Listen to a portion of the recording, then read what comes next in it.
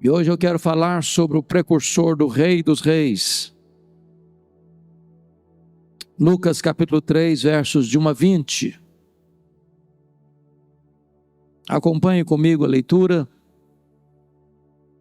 E depois eu te peço para não fechar sua Bíblia. Preciso que você acompanhe com a Bíblia aberta comigo a exposição desta passagem. No 15º ano do reinado de Tibério César, sendo Pôncio Pilatos governador da Judeia, Herodes tetrarca da Galileia, seu irmão Filipe tetrarca da região da Itureia e Traconites, e Lisânias tetrarca de Abilene, sendo sumos sacerdotes Anás e Caifás, veio a palavra de Deus a João, filho de Zacarias, no deserto. Ele percorreu toda a circunvizinhança do Jordão, pregando o batismo de arrependimento para a remissão de pecados, conforme está escrito no livro das palavras do profeta Isaías: voz do que clama no deserto, preparai o caminho do Senhor, endireitai as suas veredas. Todo o vale será aterrado e nivelados todos os montes e outeiros. Os caminhos tortuosos serão retificados e os escabrosos aplanados, e toda a carne verá a salvação de Deus. Dizia ele, pois, às multidões que saíam para serem batizadas: raça de víboras, quem vos induziu a fugir da ira vindoura? Produzi, pois, frutos dignos do arrependimento, e não comeceis a dizer entre vós mesmos: temos por pai Abraão. Porque eu vos afirmo que destas pedras Deus pode suscitar filhos a Abraão. E também já está posto o machado à raiz das árvores. Toda árvore, pois, que não produz bom fruto é cortada e lançada ao fogo. Então as multidões o interrogavam, dizendo: que havemos, pois, de fazer? Respondeu-lhes: quem tiver 2 túnicas, reparta com quem não tem, e quem tiver comida, faça o mesmo. Foram também publicanos para serem batizados e perguntaram-lhe: mestre, que havemos de fazer? Respondeu-lhes: não cobreis mais do que o estipulado. Também soldados lhe perguntaram: e nós, que faremos? E ele lhes disse: a ninguém maltrateis, não deis denúncia falsa, e contentai-vos com o vosso soldo. Estando o povo na expectativa e discorrendo todos no seu íntimo a respeito de João, se não seria ele porventura o próprio Cristo, disse João a todos: eu, na verdade, vos batizo com água, mas vem o que é mais poderoso do que eu, do qual não sou digno de desatar-lhe as correias das sandálias. Ele vos batizará com o Espírito Santo e com fogo. A sua pá ele a tem na mão para limpar completamente a sua eira e recolher o trigo no seu celeiro. Porém queimará a palha em fogo inextinguível. Assim, pois, com muitas outras exortações, anunciava o evangelho ao povo. Mas Herodes, o tetrarca, sendo repreendido por ele, por causa de Herodias, mulher de seu irmão, e por todas as maldades que o mesmo Herodes havia feito, acrescentou ainda sobre todas a de lançar João no cárcere. Assentem-se, por favor.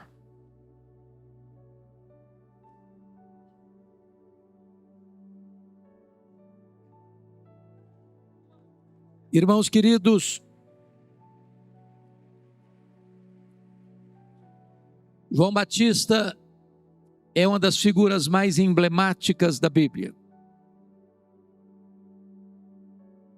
Este homem alegrava-se em Cristo antes mesmo de nascer.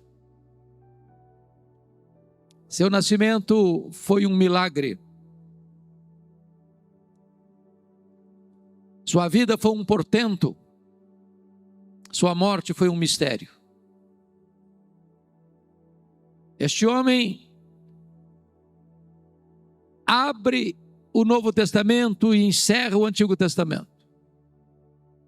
Este homem recebe de Jesus o mais elevado elogio que um homem pode receber. Jesus disse: dentre os nascidos de mulher, ninguém é maior do que João. Ele é o precursor do Rei dos Reis. Ele veio preparar o caminho do Messias. E o propósito de Lucas, que era historiador e médico, é apresentar-nos o cenário político e religioso do mundo em que João Batista dá início ao seu ministério. E Lucas adota um método para fazer isso. Ele parte do geral para o particular. Ele parte do Império Romano para a província de Israel. E então peço que você observe comigo o verso 1, quando está escrito: no 15º ano do reinado de Tibério César.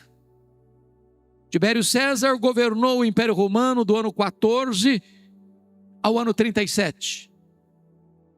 Se João Batista começou no 15º ano, eu estou dizendo que João Batista dá início ao seu ministério no 29º ano da era cristã.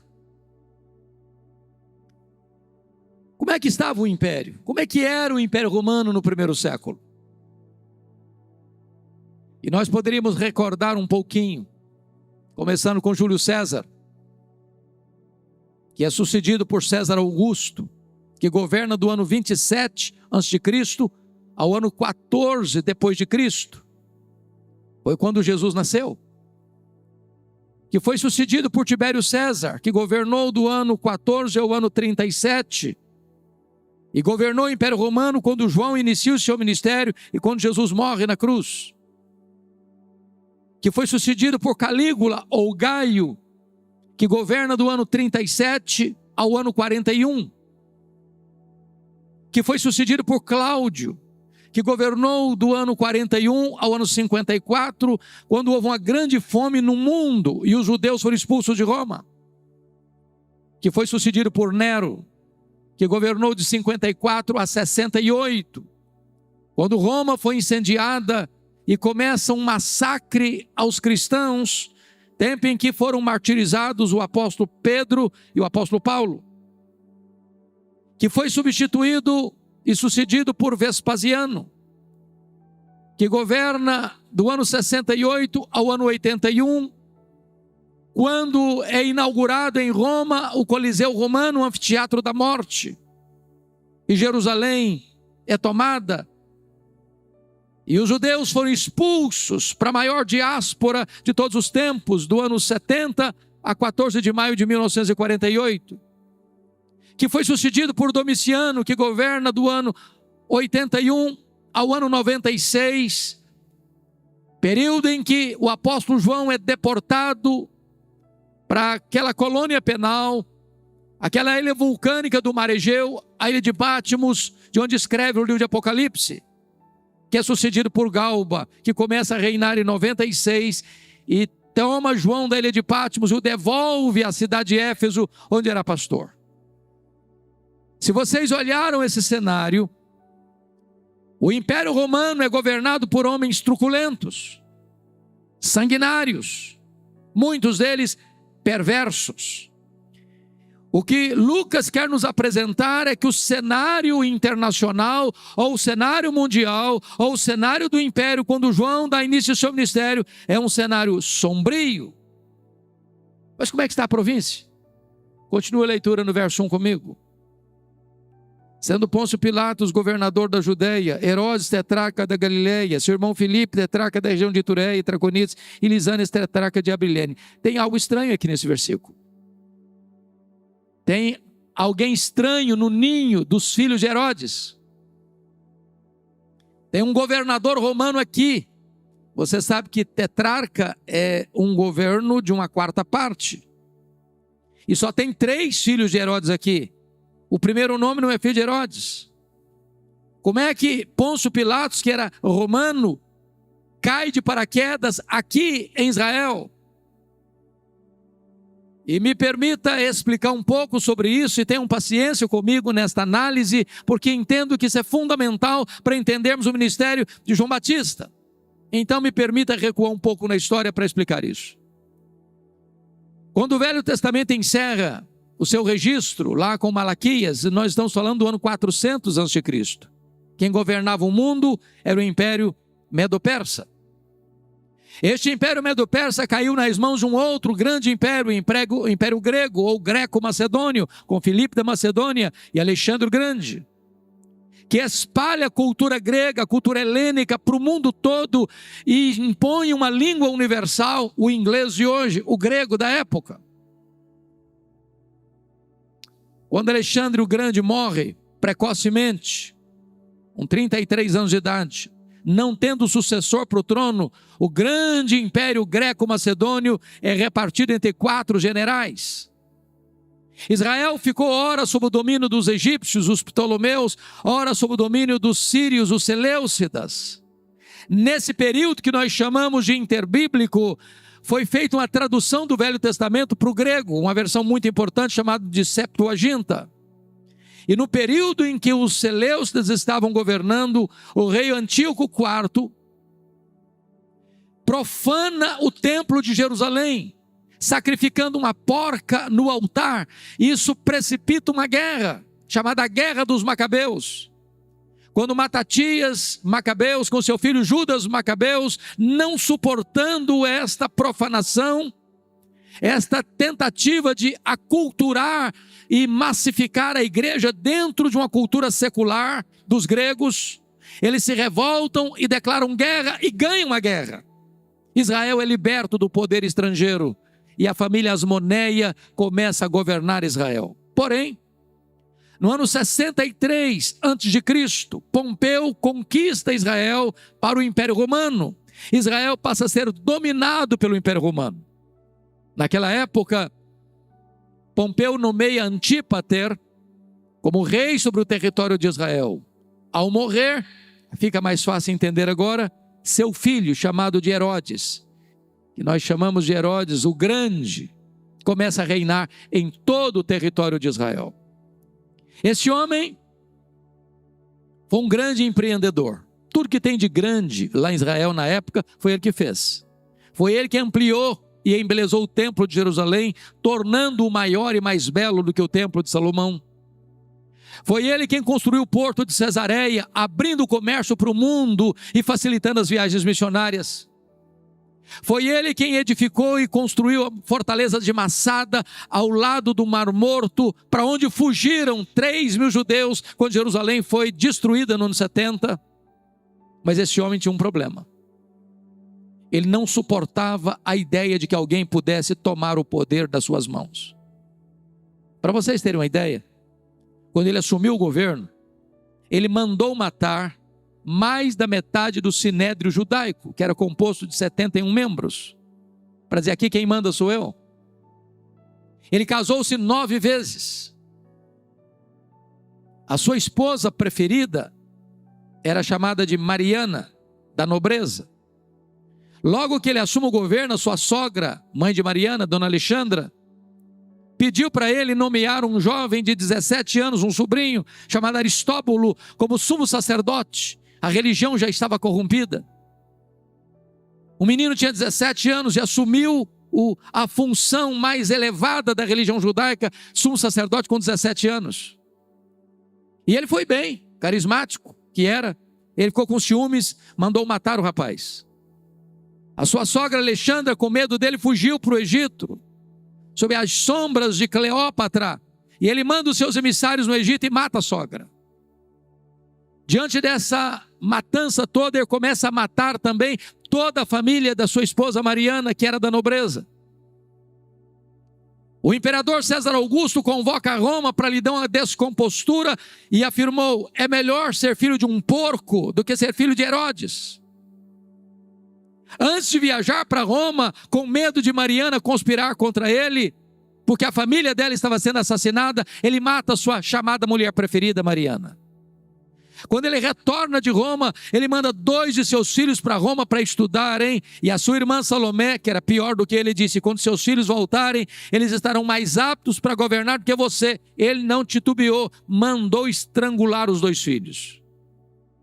Quando ele estava à beira da morte, na instância mineral de Jericó, ele fez a sua irmã Salomé jurar para ele: no dia que eu morrer, você vai mandar matar pelo menos um membro de cada família nobre de Jerusalém, porque eu quero ter lágrimas e sangue no meu funeral.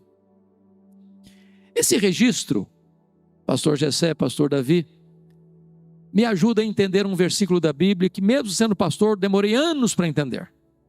Mateus 2. Eu nunca tinha entendido isso. Está escrito lá que quando os magos vieram do Oriente, chegando em Jerusalém, fizeram uma pergunta: onde está o recém-nascido rei dos judeus? Vimos a sua estrela no Oriente e viemos para adorá-lo. E diz a Bíblia que o rei se alarmou e a cidade inteira de Jerusalém se alarmou. Mas como um rei se alarma com uma pergunta dessa? Como uma cidade inteira se alarma com uma pergunta dessa? É que Jerusalém sabia quão truculento, quão sanguinário é este homem, do que ele era capaz de fazer sempre que alguém supostamente se levantava para tomar o trono dele. Foi por isso que ele mandou matar todas as crianças de Belém, de 2 anos para baixo. Agora eu tenho uma boa notícia para lhe dar. Os poderosos deste mundo também morrem. Só Jesus, o Rei dos Reis, continua no trono para sempre e sempre.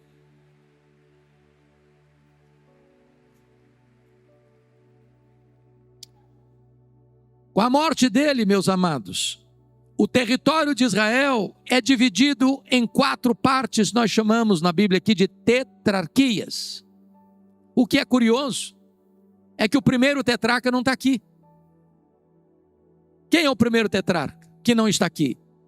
Você tem que entender esse versículo primeiro à luz de Mateus 2:22. Porque lá em Mateus 2:22 informa-nos que o filho que assume a tetrarquia da Judéia era Arquelau.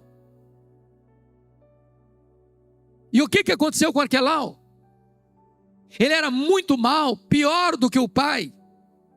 E quando ele assumiu o governo da tetrarquia da Judéia, os judeus disseram para Roma assim: este homem é muito mau, tira esse homem daqui. Tira esse homem daqui, bote aqui um representante romano, bote aqui um governador romano. Se você percebeu, todo o estado de Israel era governado pela família herodiana, por uma família idumeia. Roma não tinha um pé dentro de Jerusalém. Roma então aproveita o ensejo, tira Arquelau do poder e põe dentro de Jerusalém, dentro da tetrarquia da Judéia, um governador romano. É por isso que você encontra aqui, sendo governador, Pôncio Pilatos. Pôncio Pilatos não era o primeiro, já era o 5º. Qual é o propósito de Lucas, meus irmãos, para nos trazer essas informações? É mostrar para nós como é que estava o Império Romano, agora como é que está a província. E eu pergunto, esse time aí é gente boa? Pilatos, Herodes Antipas. Pilatos, diz a Bíblia lá em Lucas 13, que quando os galileus vieram adorar em Jerusalém, ele mandou matar os galileus e misturar o sangue deles com seus sacrifícios. Herodes Antipas foi um camarada que mandou prender João Batista e degolar João Batista e zombou de Jesus no seu julgamento. O que eu quero levantar aqui para vocês é que o cenário político do império era o pior, mas o cenário político da província era pior ainda. Era um cenário cinzento. Mas talvez você pergunte assim: bom, pastor, já que o cenário político é tão complicado, quem sabe o cenário religioso melhore, seja um porto de esperança. Confira comigo o versículo 2. Está escrito o seguinte: sendo sumos sacerdotes Anás e Caifás. O que você achou de estranho aqui? Só tem um sumo sacerdote, aqui tem 2. A religião já está corrompida. Para vocês terem uma ideia, do ano 28 ao ano 14 depois de Cristo, ocuparam essa função de sumo sacerdote 28 pessoas. Era comprado a peso de ouro esse cargo. O Anás é o sogro, o Caifás é o genro. O Anás já tinha sido deposto, mas porque era muito influente, ele nos bastidores comandava. Em outras palavras, o Anás é o sumo sacerdote de fato, o Caifás é o sumo sacerdote de direito. Tanto é verdade que quando Jesus foi julgado, quem o interrogou não foi Caifás, foi Anás. mas na hora de dar a canetada para enviá-lo para o julgamento a Pôncio Pilatos, quem assina é Caifás. Ora, se a política está corrompida, a religião também está. Agora, irmãos, você pergunta, tem esperança numa situação dessa? Você olha para o mundo que está convulsionando diante de uma agenda global anticristã, que tenta destruir os valores judaicos cristãos, que tenta destruir os fundamentos da família, que tenta colocar a sociedade de cócoras diante de uma agenda da ditadura do relativismo. E você pergunta, meu Deus, tem esperança? Eu quero dizer para você que quando o cenário está cinzento, Deus entra na história, Deus vira o placar do jogo, Deus vira a mesa da história, Deus cria um fato novo.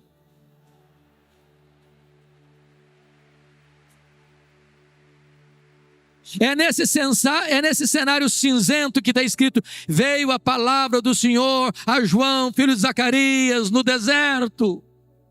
Oh, irmãos, Deus está no trono, as rédeas da história estão em suas mãos. Quem governa a nação brasileira, quem governa o mundo, quem governa a igreja, é o Rei dos Reis, é o Senhor dos Senhores.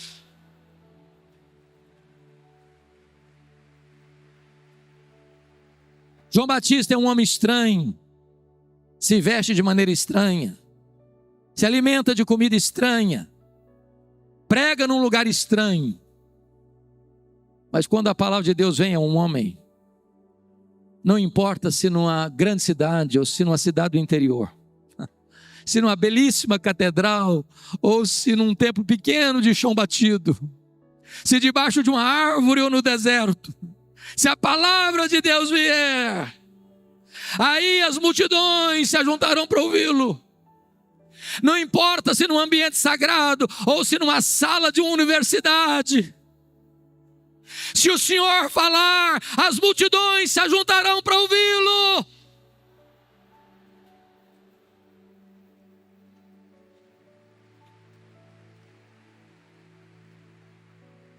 Não é o lugar que faz o homem, é o homem quem faz o lugar. Agora, como é que foi o ministério deste homem? Confira comigo o verso 3. Está escrito assim: ele percorreu toda a circunvizinhança do Jordão, pregando o batismo de arrependimento para a remissão de pecados. Meus irmãos, ele está nos ensinando metodologia, missiologia, estratégia missionária. Leia os profetas, leia João, leia Jesus, leia os apóstolos, e vocês verão que todos eles pregaram lá fora, onde as pessoas estavam. Hoje nós queremos que as pessoas venham cá dentro, onde nós estamos. Eles gastaram as solas dos sapatos, nós gastamos o assento dos bancos. A agenda da igreja sempre foi centrífuga para fora. Hoje nós queremos transformar a agenda da igreja em centrípeta para dentro. Se nós quisermos impactar o mundo, nós temos que ir lá fora onde as pessoas estão. Agora preste atenção comigo, irmãos, porque tem 400 anos que ninguém prega. Nós chamamos isso de silêncio profético. Tem templo, tem música, tem festa, tem sacrifício, mas não tem palavra de Deus. Depois de 400 anos, João Batista se levanta para pregar. Mas o que ele prega? Alguém podia dizer, ô João, esse povo não está acostumado com Bíblia não, então pega leve. Prega um sermão mais palatável, mais politicamente correto. Se você pegar muito firme, esse povo não está acostumado, não vai dar certo. Mas sabe o que ele pregou? Batismo de arrependimento para a remissão de pecados. Ele está dizendo, ou vocês mudam de vida, ou vocês têm um novo coração, uma nova mente, uma nova vida, ou vocês não terão perdão. A salvação é uma transformação do caráter, da vida, do coração, da mente, da família, que impacta a sociedade. João Batista não é um profeta da conveniência, ele é um arauto do Rei dos Reis. Ele não é um alfaiate do efêmero, ele é um escultor do eterno. Agora notem vocês, meus amados, que João Batista nos é apresentado no verso 4 como engenheiro de trânsito do reino de Deus. Vejam comigo: preparai o caminho do Senhor, endireitai as suas veredas. Qual é o pano de fundo desta informação? Os grandes impérios do passado, quando a comitiva real ia visitar uma província longínqua, não tendo estradas adequadas, mandava os seus engenheiros abrindo estradas. João Batista é esse engenheiro de trânsito. Mas não está falando de estrada, de topografia, está falando do seu, do meu, do nosso coração.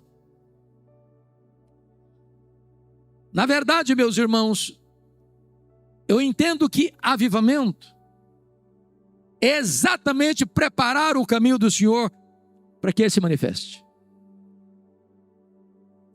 Pastor Gessé, eu tive a bênção de visitar a missão Quaces-Abanto em 1991, na África do Sul. Ali aconteceu um dos maiores avivamentos do século passado, em 1966. Lá foi construído um templo, mais ou menos desse tamanho aqui, para 15 mil pessoas, numa fazenda, com 3 cultos por dia. Caravanas do mundo inteiro indo lá ver o que estava acontecendo. Ali cegos viram, tetraplégicos andaram. Eu tive a bênção de ouvir o testemunho da regente do coral, que ficou morta 17 horas. E quando estava sendo levado para o cemitério, o Senhor a levantou da morte.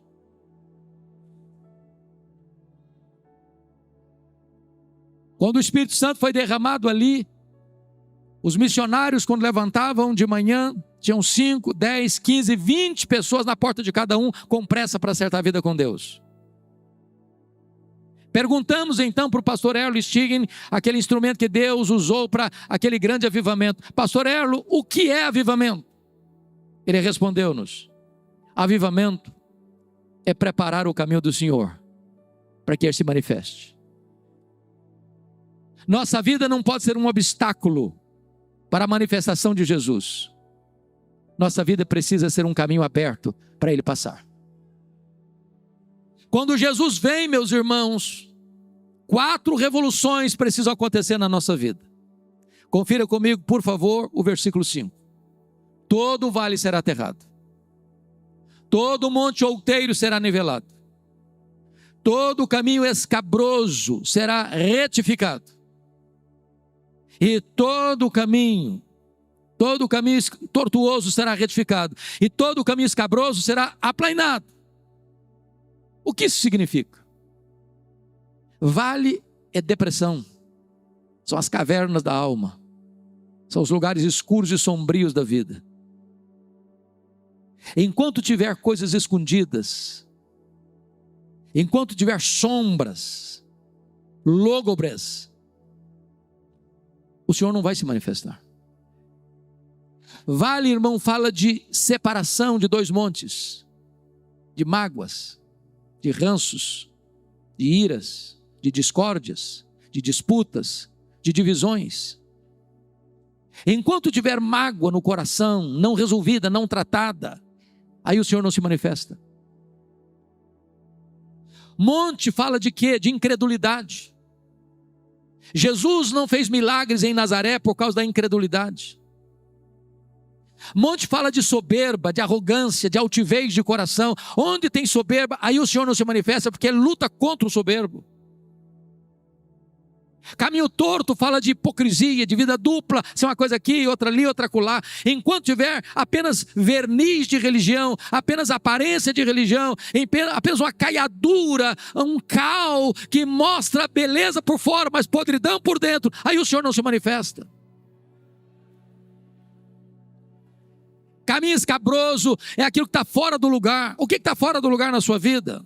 Sua vida pessoal, sua vida sentimental, seu casamento, seus relacionamentos, sua vida financeira, sua vida devocional. O que é que está fora do lugar? Enquanto essas coisas estiverem fora do lugar, o Espírito Santo não desce, as chuvas não chegam e o Senhor não se manifesta. A minha oração, irmãos, é que aquilo que aconteceu, está acontecendo há 9 dias, lá na Universidade de Asbury, em Kentucky, possa refletir não só na América, mas reverberar aqui no Brasil. O mundo está indo celeremente para uma agenda perversa, de hostilidade ao cristianismo. Mas prestem atenção, quem tem a agenda da história nas mãos é o Senhor Jesus. Se o Senhor soprar sobre a sua igreja, se o Senhor trouxer o vento do avivamento sobre a sua igreja, se o Senhor rasgar os céus e descer até nós e inflamar a nossa vida como um fogo inflama os gravetos e faz ferver as águas, os inimigos de Deus vão temer e saber que o nosso Deus reina e que Ele é todo poderoso.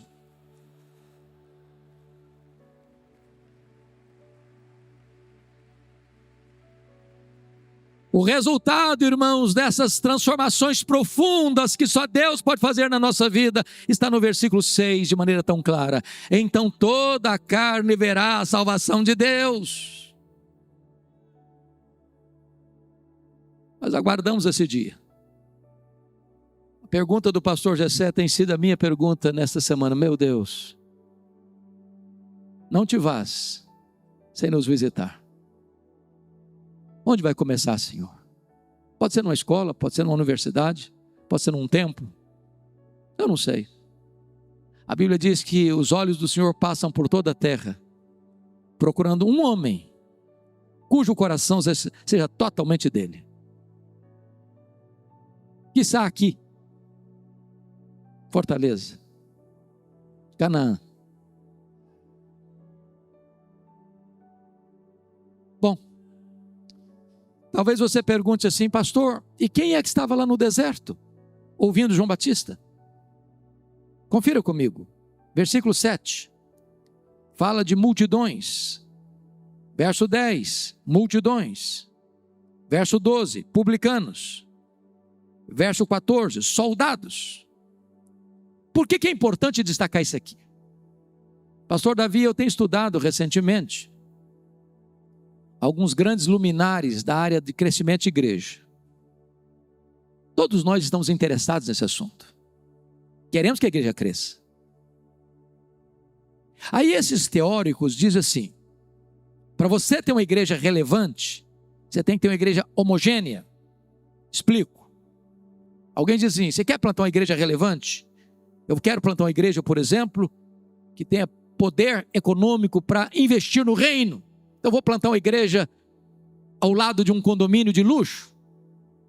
Outros dizem, não, eu quero plantar uma igreja para alcançar a elite intelectual da cidade. Eu quero gente que tenha capacidade de ser formadora de opinião. Então eu vou plantar uma igreja do lado de um grande centro universitário. Quero os professores, os acadêmicos. Outro diz, não, eu quero plantar uma igreja no bairro mais pobre da cidade para alcançar as pessoas mais carentes. Eu vou fazer opção pelos pobres. Só que quando eu olho para a Bíblia eu não vejo nada disso. Nada disso. Irmãos queridos, a igreja de Deus é o único lugar do mundo em que o homem mais rico da cidade se assenta do lado do homem mais pobre da cidade e eles são absolutamente iguais.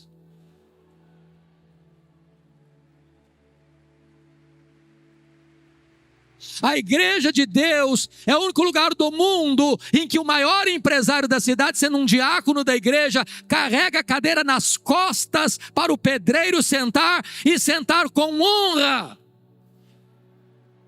Deus não vê o homem como o homem vê. Deus não olha a cor da pele. Deus não olha a conta bancária. Deus não olha os diplomas da parede. Deus não tem opção nem por este nem por aquele. Deus tem opção por todos. Ele ama a todos e tem uma palavra para todos e quer salvar a todos para a glória do seu nome.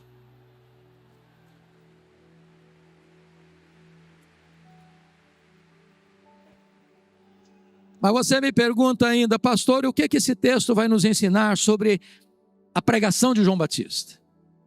Que tipo de mensagem era essa? Eu quero destacar alguns aspectos da ênfase da mensagem de João. Primeiro, João alerta sobre o perigo mortal da hipocrisia. Olha comigo o verso 7.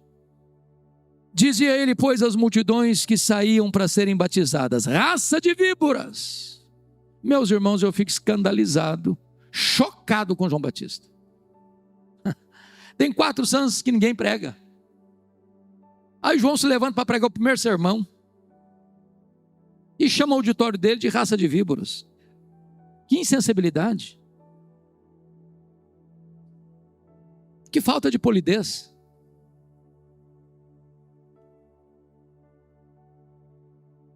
Eu acho que se pastor Jessé, pastor Davi for chamar auditório, os ouvintes de raça de víboras, eu não sei se esse auditório não se esvazia. Mas por que ele está fazendo isso? Você só consegue interpretar Lucas 3,7 à luz de Mateus 3,7. O que está escrito lá? Está escrito lá que quando João olha essas multidões vindo, ele vê muitos fariseus e saduceus. Então ele diz: raça de víboras. Eu não sei quanto a você, mas quando eu começo a ler os evangelhos, sobretudo, quase que me dá uma urticária quando eu começo a ler sobre os fariseus. Pensa num time complicado, que andava com lupa na mão para enxergar os pecados dos outros, mas não enxergava os próprios pecados. Gente que acusava os outros e justificava a si mesmos. Gente que Jesus disse: vocês parecem um sepulcro, que acabou de passar um calzinho nele, está branquinho por fora, mas por dentro está podre. João Batista vê essa gente vindo e disse: raça de víboras. Agora preste atenção no que eu vou lhes dizer. Os fariseus não foram sempre assim, não. Quando é que eles surgiram? Como eles surgiram? Por que eles surgiram? Os fariseus surgiram nesse período interbíblico para ser um movimento de resistência, de reforma e de reavivamento em face da tentativa da cultura da época, da filosofia grega, do helenismo, da secularização, tentar destruir a igreja da época. Mantendo a integridade bíblica, mantendo a piedade pessoal. Mas num dado momento, irmãos, os fariseus foram perdendo a devoção, foram perdendo a piedade, mas mantiveram a forma. Jesus chamou isso de hipocrisia. Mas tinha também ele muitos saduceus. Quem eram os saduceus? Também um grupo de reforma e reavivamento que surgiu nesse período interbíblico para resistir à secularização da igreja da época, que era o helenismo, a cultura grega. Eles eram da elite intelectual ou financeira, e eles sucumbiram rapidamente à cultura grega. Para vocês terem uma ideia, os saduceus não acreditavam em ressurreição, não acreditavam em anjos, não acreditavam em todo o Velho Testamento, só no Pentateuco. Os saduceus tornaram-se colaboracionistas de Roma. O que ganharam em moeda de troca? Presta atenção nisso. Ganharam a mina de ouro da religião judaica, a exploração do templo. Tudo acontecia em Israel ao redor do templo. Nas festas, multidões rumavam para Jerusalém, só que os adoradores que vinham dos mais diversos países não podiam comprar nenhum sacrifício com moeda estrangeira, e não podiam fazer a troca da moeda fora do templo, tinha que fazer a troca lá dentro do templo com os cambistas, que cobravam taxas escorchantes, abusivas, para embolsar a grana. Nenhum adorador podia trazer de casa uma ovelha, um cordeiro, ou uma pomba, uma rola para sacrificar. Tinha que comprar lá na praça do templo. A praça do templo tinha mesas de cambistas, currais de ovelhas, gaiolas de pombas e rolas, e aquilo era um comércio.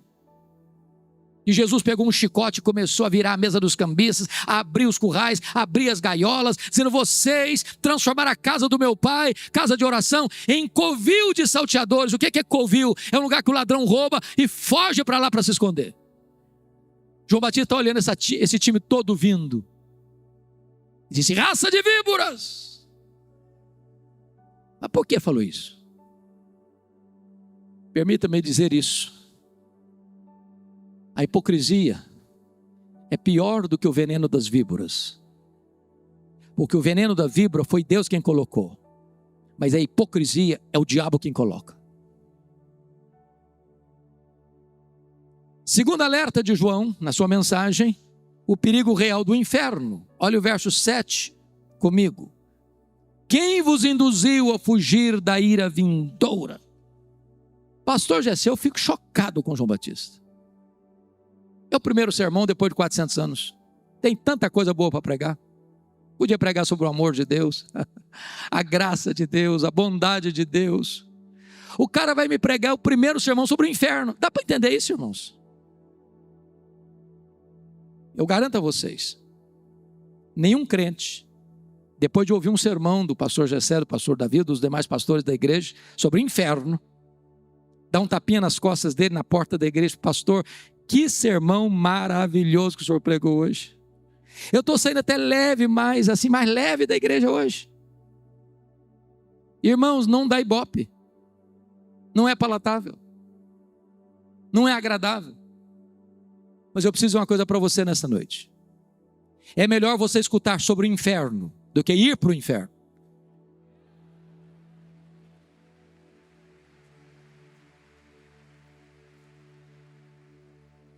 A terceira ênfase de João Batista na sua mensagem, irmãos, é o perigo do falso arrependimento. Olha o verso 8 comigo. Produzir, pois, frutos dignos do arrependimento.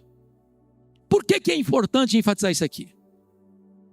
Está surgindo no Brasil uma falsa e perigosíssima teologia chamada de supergraça ou hipergraça. É a teologia que diz que Deus justifica o pecado e não o pecador. Sabe o que significa isso? Ele diz assim: venha como você está e permaneça como você quiser. Deus te ama. Deus é bom. Seus pecados não atrapalham, não. Pode continuar do jeito que você quiser. Deus te entende. Agora somos uma igreja inclusiva. Vale tudo aqui. Vale tudo. Mas essa graça que justifica o pecado e não o pecador, não é graça, é desgraça. Porque ela leva para o inferno. Entenda isso, o evangelho é o poder de Deus para a salvação de todo o que crê. O evangelho transforma a mente, o evangelho transforma o coração, o evangelho transforma a vida, o evangelho transforma o casamento, o evangelho transforma a família, o evangelho transforma a sociedade, o evangelho transforma.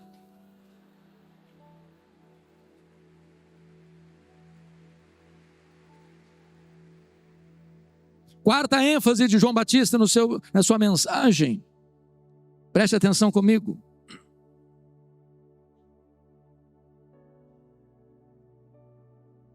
Ele alerta sobre o perigo da falsa confiança religiosa. Olha o verso 8. E não comeceis a dizer entre vós mesmos, temos por pai Abraão. Sabe o que eles estão fazendo aqui com João Batista? Estão dando carteirada no pregador. Estão dizendo assim, ô pregador, ô João Batista, vê se enxerga, cara. Você sabe com quem você está falando? Nós temos pedigree. Nós somos filhos do Abraão. Pega leve com a gente. Agora me permita dizer isso. Os verdadeiros filhos de Abraão não são aqueles que têm o sangue de Abraão correndo em suas veias, mas aqueles que têm a fé de Abraão habitando em seu coração. Se você crê em Jesus, você é o verdadeiro filho de Abraão. Tem muita gente, pastor Gessé, que às vezes eu pergunto assim, e aí, você tem segurança da sua salvação? Eu falei, claro, eu sou um calvinista. Aí eu pergunto para você, tem certeza? Eu sou claro, eu sou arminiano. Pergunto para você, você tem certeza? Eu sou, mas é claro, eu sou presbiteriano, eu sou batista, sou assembleiano, eu sou até da Canaã. Meu irmão, ser calvinista, ser arminiano, ser batista, ser presbiteriano, ser assembleiano, ser da Canaã, é coisa boa para você, mas deixa eu dizer uma coisa, é só Jesus que salva. É só Jesus que perdoa pecados. É só Jesus quem transforma e leva para o céu.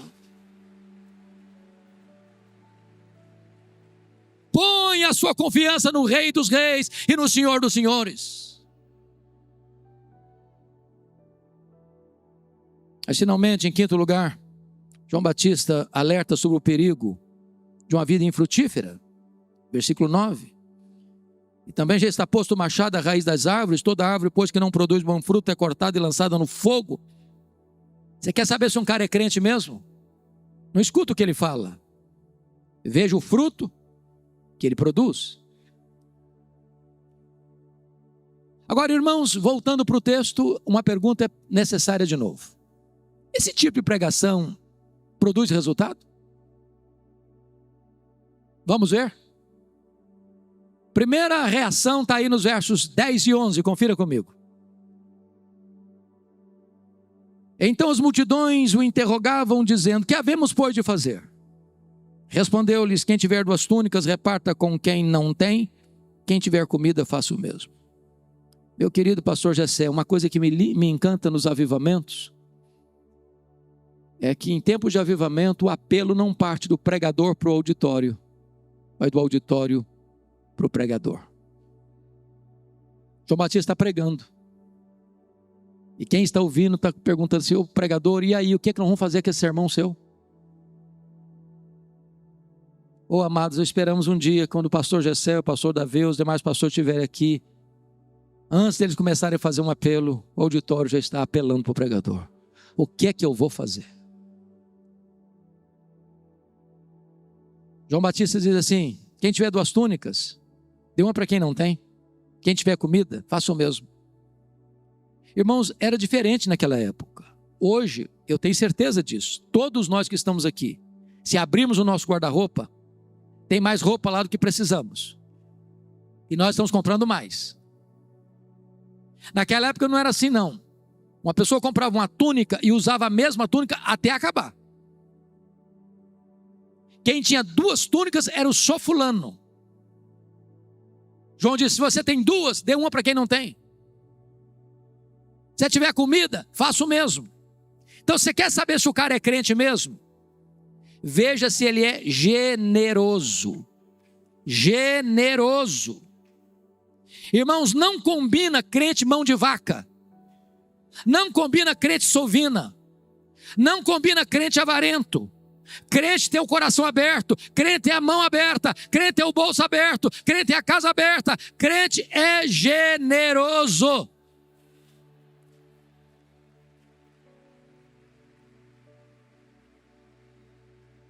Agora preste atenção. Generosidade não é arrependimento. Ninguém vai para o céu porque dá roupa e comida para as pessoas. Generosidade é a evidência do verdadeiro arrependimento e não um substituto ao arrependimento.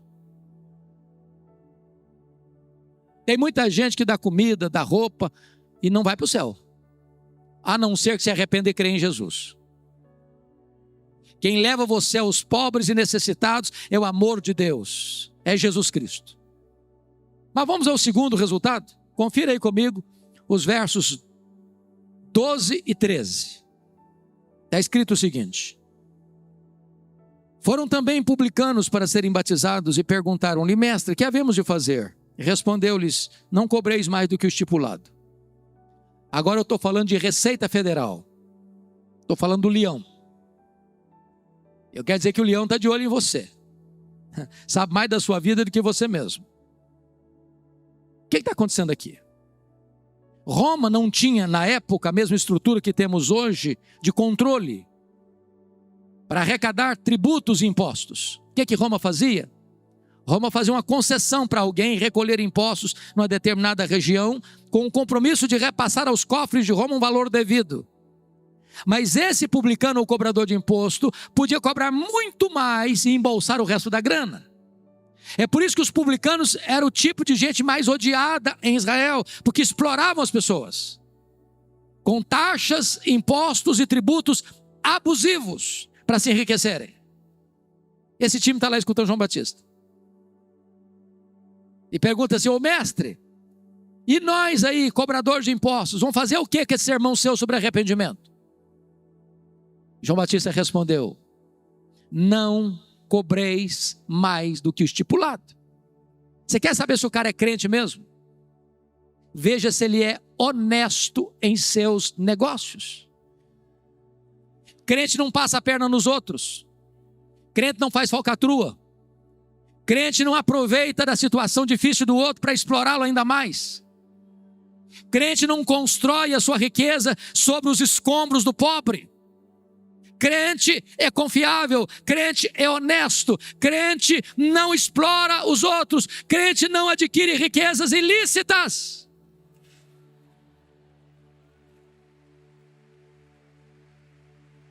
Meus irmãos, a igreja evangélica brasileira precisa de um choque ético. Os parlamentares evangélicos precisam de um choque ético. Os empresários cristãos precisam de um choque ético. Os comerciantes cristãos precisam de um choque ético. Os trabalhadores cristãos precisam de um choque ético. A igreja de Deus precisa de um choque ético.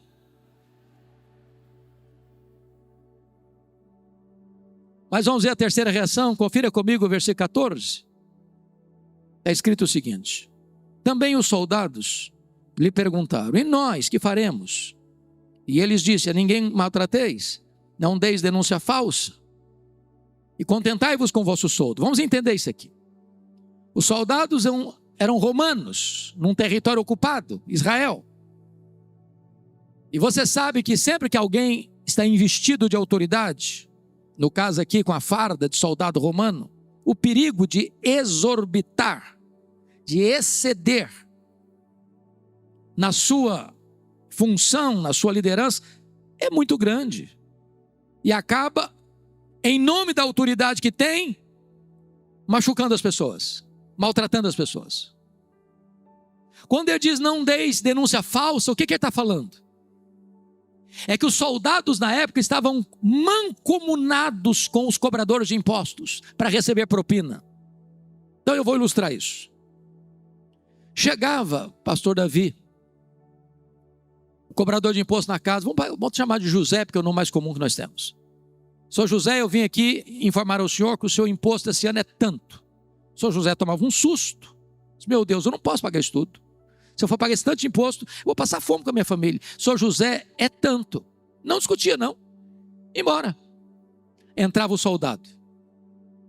Sou José, seu imposto esse ano é tanto. Eu não posso pagar isso tudo. Ou sou José, ou o senhor paga, ou eu te denuncio. Ser denunciado por um soldado romano era botar a cabeça prêmio. Parte dessa grana ia para o bolso de quem? Do soldado. E esse time está lá escutando João Batista. E nós? Ele disse, não deis denúncia falsa. Contentai-vos com o vosso salário, com o vosso soldo. Você quer saber se o cara é crente mesmo? É se ele não faz falcatrua para engordar o salário. Se ele não vende a consciência dele para ganhar mais. Se ele não entra em esquemas, malabarismos para se enriquecer. Meus irmãos, eu sei que essas coisas não acontecem mais hoje. Eu sei. Não acontece, né? Mas nunca é demais alertar. Sabe por quê, queridos? O evangelho que nós abraçamos, que nos alcançou, é um evangelho que transforma o caráter, a vida, a família, os negócios, a vida financeira. Tudo é transformado pelo poder do evangelho de Jesus Cristo. Você não é crente apenas quando você entra num templo evangélico. Você é crente quando você vai para o seu comércio, quando você vai para a sua indústria, quando você vai para o seu trabalho, quando você vai para os seus negócios, quando você vai para a sua empresa. Ali você também é um crente que reconhece o senhorio de Jesus Cristo na sua vida.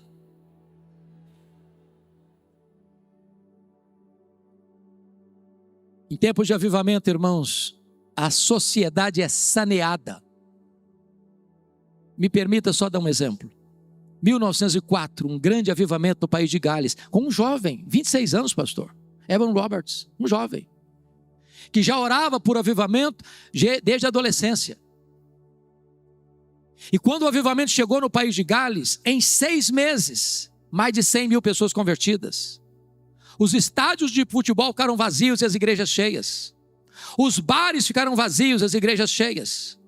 Os prostíbulos fecharam as portas. Os juízes presenteavam uns aos outros com lenço branco, porque não tinha crime para julgar. Deus sarou a nação. E nós queremos um avivamento, irmãos, que restaure a igreja e sare a nação. Agora, queridos, para terminar, me permita falar 3 coisas do pregador. Primeira coisa, ele tem reconhecimento e consciência de quem ele é. Confira comigo os versos 15 e 16, por favor. Estando o povo na expectativa e discorrendo todos no seu íntimo a respeito de João, se não seria ele porventura o próprio Cristo, disse João a todos: eu na verdade os batizo com água, mas é um que é mais poderoso do que eu, do qual não sou digno de desatar-lhe as correias das sandálias, e ele vos batizará com o Espírito Santo e com fogo. Vamos entender isso aqui.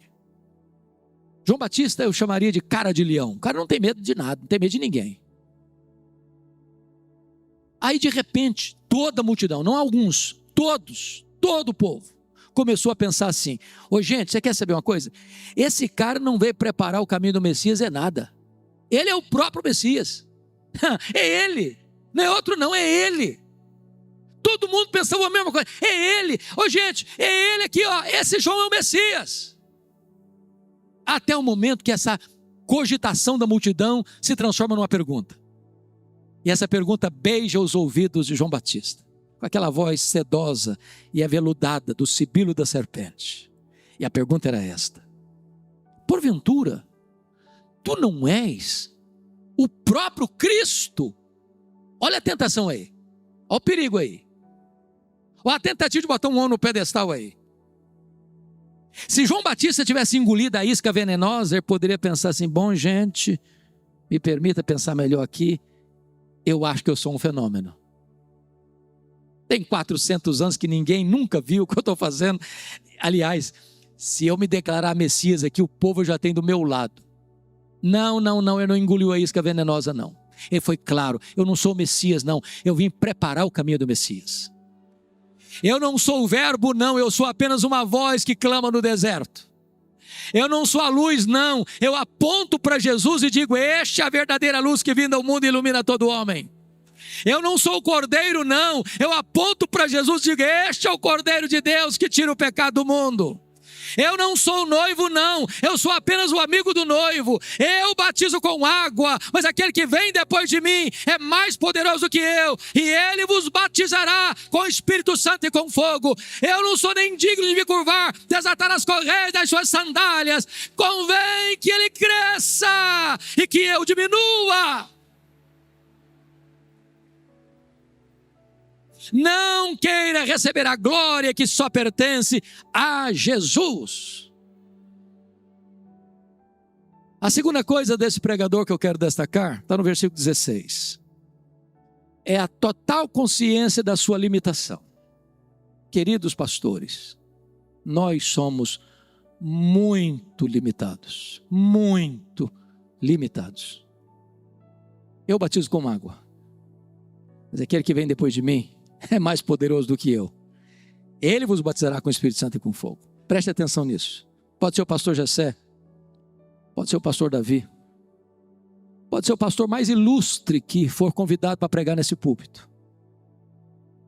Todos nós pastores, todos nós pregadores, só conseguimos falar aos ouvidos.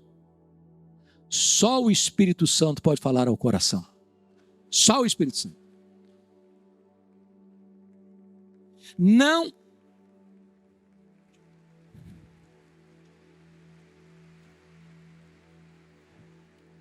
importa a maneira que o pastor batiza, se por imersão, se por efusão, se por aspersão, o pastor só consegue lidar com o símbolo, mas ele não tem o poder de aplicar o símbolo no coração das pessoas. Só Jesus batiza com o Espírito Santo e com fogo. Nós, pastores, podemos usar os elementos da ceia, partir o pão e distribuir o cálice, mas nós não temos o poder de aplicar essas verdades espirituais como meio de graça no coração das pessoas. Só o Espírito Santo pode. Meus irmãos, nós somos limitados. O vaso é de barro para que a excelência do poder seja de Deus, porque dele e por meio dele e para ele são todas as coisas. A ele, portanto, a glória para sempre. Amém. Mas finalmente, em terceiro lugar, último lugar, para encerrar, o pregador sabe quem é conhece a sua limitação, mas o pregador é corajoso. Isso ele é. Confira o verso 19 e 20 comigo. Está escrito assim: mas Herodes, o tetrarca, sendo repreendido por ele por causa de Herodias, mulher de seu irmão, e por todas as maldades que o mesmo Herodes havia feito, acrescentou ainda sobre todas a de lançar João o cárcere. Vamos entender isso aqui. Eu disse para vocês lá atrás que o pai desse Herodes aqui, Herodes o Grande, casou-se 9 vezes, formando uma família que nós chamaríamos hoje de disfuncional. Muitos meio-irmãos. Desses muitos filhos que ele teve nesses 9 casamentos, 4 deles receberam um poder político. Arquelau, que foi deposto, tetrarca da Judéia. Herodes Antipas, tetrarca da Galileia. Filipe, leia-se aqui Filipe II. E Lisânias. Mas ele teve muitos outros filhos. Dentre eles, Filipe I, que morava em Roma. Um dia, o Herodes Antipas, tetrarca da Galileia, vai a Roma e se engraça com a cunhada, mulher do seu irmão Filipe I, chamada Herodias. Vale destacar, pastor Jessé, aqui Herodias era filha de um outro filho de Herodes o Grande, Aristóbulo. Portanto, o pecado de Herodes Antipas não foi só adultério, foi também incesto. Aí ele chega lá, a Herodias diz assim para ele: se você prometer de divorciar-se da sua mulher, porque ele era casado com a filha do rei Aretas, eu largo o seu irmão Filipe e vou com você embora para Galileia, você é sua mulher. Herodes topou a parada. Agora, num determinado dia, desembarca o Herodes Antipas com Herodias a tiracolo lá na Galileia. O João Batista, que era cara de leão, não tinha medo de ninguém, botou o dedo na cara do tetrarca e disse: não te é lícito possuir a mulher do teu irmão. Ele sabia que estava mexendo num vespeiro, num ninho de cobra. Passou a ser odiado por isso. Na verdade, foi preso por isso. Preso aonde? Na masmorra de Maquerós. Sabe onde fica Maquerós? Do lado do Mar Morto, 45 a 50 graus todo dia. O maior pregador, o maior homem dentre os nascidos de mulher, está preso por pregar a palavra de Deus. Herodes até gostava de ouvi-lo. De vez em quando dava uma escapadela para ouvi-lo. Sabe o que João pregava para ele? Juízo final. O cara sai mais perturbado ainda. Houve um dia que teve uma festa na casa do Herodes, aniversário dele. Convidou os amigos. Já estava chapado, bêbado. A filha de Herodias dançou com muita desenvoltura na presença dele. Ficou encantado com aquilo e prometeu para a menina uma promessa inconsequente. A menina, astuta como a mãe, perguntou: mãe, o que é que eu peço? A mãe disse assim: peça a cabeça de João Batista numa bandeja.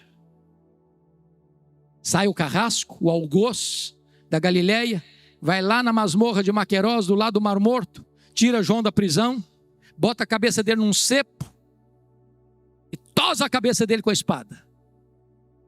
E agora entra com aquela cabeça dentro de uma bandeja como um bolo macabro naquela festa hedionda. Por ordem de um rei bêbado, de uma mulher adúltera, de um adolescente inconsequente, o maior pregador, o maior homem dentre os nascidos de mulher.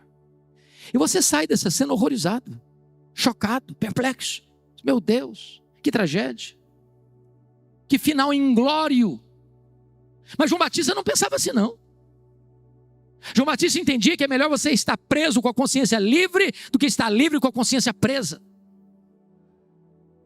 João Batista entendia que é melhor você perder a cabeça com honra do que vender a consciência e sobreviver. O que importa para um homem, meus irmãos, não é como ele morre, mas como ele ressuscita.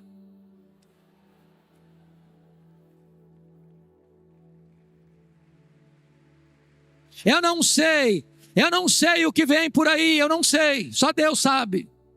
Mas talvez a igreja vai ter que pagar um preço. Mas eu quero dizer a vocês nesta noite, Não importa o que virá. Não importa o que venhamos a sofrer por causa do Evangelho. Os céus indenizarão todo o sofrimento que tivermos por amor a Cristo Jesus. Porque a nossa leve e momentânea tribulação produzirá para nós eterno peso de glória acima de toda a comparação. Eu pergunto a vocês nesta noite: que pai, que mãe coloca um nome num filho de Herodes? Só um louco ou um desavisado. Porém, João Batista, mesmo degolado, nos encoraja ainda hoje, nos anima ainda hoje, nos desafia ainda hoje. E a minha oração e o meu clamor nesta noite é que Deus levante uma geração de crentes fortes, robustos, maiúsculos, superlativos, que não temam nada a não ser a Deus,